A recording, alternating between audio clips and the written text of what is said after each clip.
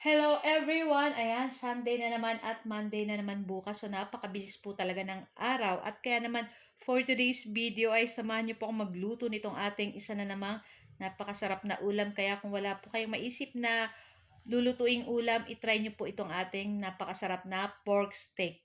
Siyempre gagamit po tayo ng pork. Pina-slice ko na guys ng maninipis. Tapos syempre hinugasan po natin yan ng maayos. And then ilalagay natin dyan yung ating toyo, yung calamansi juice, then maglalagay tayo ng bawang and pamintang durog. So, naglagay rin po pala ako dyan ng liquid seasoning, pero sa kasamaang palad, hindi ko na naman guys na videohan. Ayan, pasensya naman.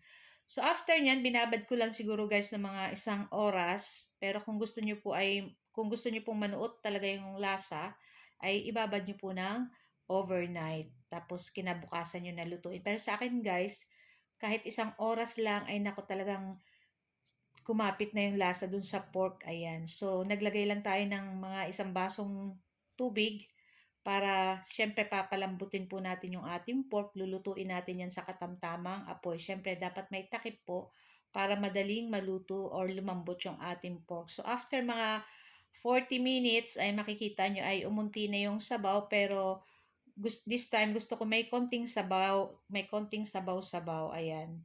Para syempre po maulan ngayon, masarap may isinasabaw kahit konti sa ating kanin. At pagkatapos nga ay ayan na nga at luto na rin yung ating pork steak. Ayan, so kumuha na tayo ng ating lalagyan at i-transfer na po natin. Makikita nyo guys, so umuusok-usok pa guys. So napakasarap po nito, talagang nag-aagaw yung asim nung kalamansi, tapos yung savory nung soy sauce, tapos syempre may nung liquid seasoning, nakakadagdag pa siya ng sarap. Tapos syempre yung ating paminta, saka yung ating bawang, kaya masarap na masarap yung ganitong luto. So hindi po ako naglagay dyan ng sugar. So ang pork steak po ay hindi naman talaga matamis, kaya okay lang yan guys. So, ayan nga, pagkatapos nating ilagay dyan yung ating pork, hinati ko lang yung ating mga sibuyas kasi madami po akong pig slice. So, mamaya ilalagay na rin natin dyan yung ating mga sibuyas pang in-slice ng pabilog-bilog ng katulad ng ganito. So, ayan na nga. At after nito, syempre yung ating sabaw dyan, ilalagay pa rin natin dito sa ating pork steak. Ayan.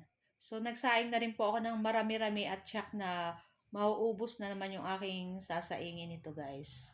So, ito lang po ang aming video today at sana po ay nag-enjoy kayo at huwag niyo po sanang kalimutan na mag-like at comment po at pa-share na rin ang ating video. At kung hindi pa po kayo naka-follow, ayan, mag-follow na po kayo, mag-like na po kayo sa aming page, Mamshi and Trisan. So guys, thank you for watching and see you next video. Kainan na! Happy tummy! Ciao! Bye! Yummy! Woo!